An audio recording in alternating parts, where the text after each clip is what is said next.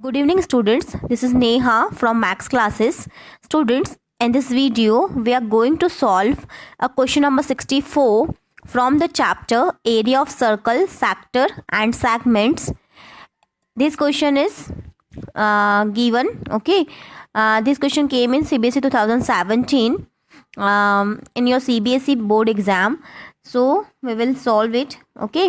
In the given figure, the side of the square is 28 centimeter. The side of the square is given, which is 28 centimeter. This is the square, okay, and all the sides of the square are equal, okay. The radius of each circle is half of the length of the side of the square.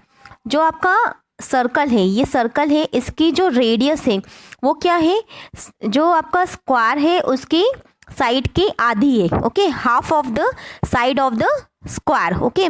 अगर suppose ये 28 centimetre की इसकी side है, okay, तो 28/2 क्या होगा, इस circle की रेडियस होगी, इसकी रेडियस भी क्या होगी 28/2, that means 14 centimetre, okay. 14 centimetre radius of the circle होगी, ऐसा गिवन है क्वेश्चन में आपको.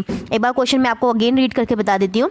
The radius of each circle is half of the length of the side of the square where O and O dash are the centres of the circle. Find the area of the shaded region, okay. कैसे solve करेंगे इस question को देखते हैं हम. Area of the shaded region क्या होगा students, आपको जो कंप्लीट जो फिगर है वो पूरा ही शेडेड पोर्शन में दिया हुआ है. अब आप सोचेंगे कि ये स्क्वायर के एरिया में इस सर्कल के एरिया को और इस सर्कल के एरिया को यदि हम ऐड कर दें तो आपको एरिया मिल जाएगा.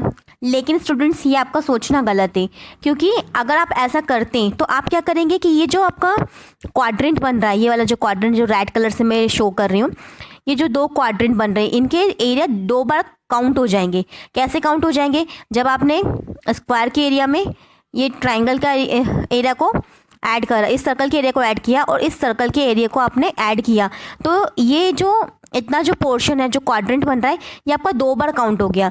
एक बार काउंट कब हुआ, जब आपने एरिया ऑफ स्क्वायर लगाया तो एरिया ऑफ स्क्वायर में भी वो काउंट हो गया, और जब आपने एरिया ऑफ सर्कल लगाया का फॉर्मूला लगाया तो एरिया ऑफ सर्कल के फॉर्मूले में भी ये दो बार काउंट हो चुका है, ओके. तो आपको क्या करना पड़ेगा, इस क्वाड्रेंट के एरियाज को सबट्रैक्ट करना होगा, ओके. तो किस तरीके से फाइंड आउट करेंगे, area of the shaded region is equals to area of the square, okay, area of the square plus area of the two circles, और सर्कल्स की रेडियस तो सेम है आपकी 14 सेंटीमीटर, ओके. तो areas of the two circles minus area of the two quadrants, जो आपके quadrants बन रहे हैं उसके एरिया को आपको सबट्रैक्ट करना पड़ेगा, क्योंकि दो क्वाड्रेंट्स बन रहे हैं, दोनों क्वाड्रेंट आपके दो बार काउंट हो चुके हैं, इसलिए आप इसे सबट्रैक्ट कर रहे हैं, ओके. आई होप आपको अच्छे से समझ में आ गया होगा, क्योंकि स्टूडेंट्स एक बार मैं वापस आपको बता देती हूँ.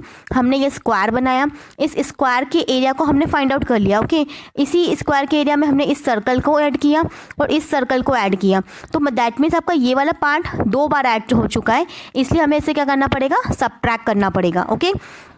So area of the square का फॉर्मूला क्या होता है, साइड इंटू साइड, और साइड ऑफ द स्क्वायर कितनी की हुई है आपको 28 सेंटीमीटर, सो कितना हो जाएगा 28 into 28 centimetre, okay. And area of the two circles, अब दो सर्कल से तो हमने 2 से मल्टीप्लाई किया क्योंकि दो सर्कल से, और एक सर्कल का एरिया कितना होता है पाई आर स्क्वायर, तो ये pi and R square, R कितना है 28/2 whole square, okay. And minus में area of the two quadrants, दो क्वाड्रेंट्स का एरिया आपको सबट्रैक्ट करना है, तो ये 2 से मल्टीप्लाई किया क्योंकि दो क्वाड्रेंट्स हैं, और एक क्वाड्रेंट का एरिया कितना होता है स्टूडेंट्स, एक क्वाड्रेंट का एरिया होता है आपका 1/4 पाई आर स्क्वायर, ओके. क्योंकि ये 1/4 होता है, किसी भी सर्कल के 1/4 पार्ट को हम क्या बोलते हैं, उसका क्वाड्रेंट बोलते हैं, तो इसका एरिया कितना होता है 1/4 पाई आर स्क्वायर.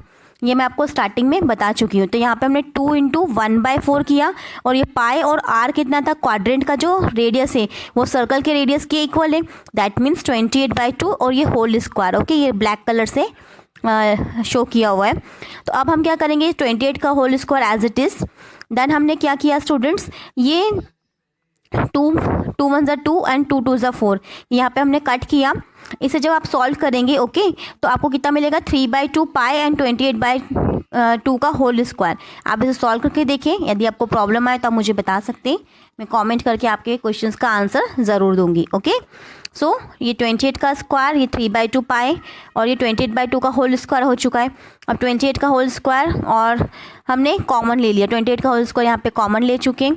यहाँ पे आप चाहे तो 28/2 को कट करके 14 का स्क्वायर भी कर सकते हैं। It depends on you, calculation आप अपने अकॉर्डिंग कर सकते हैं। ओके, सो ये हो जाएगा 1 + 3/2 22/7 और ये हो जाएगा आपका 1/2 1/2।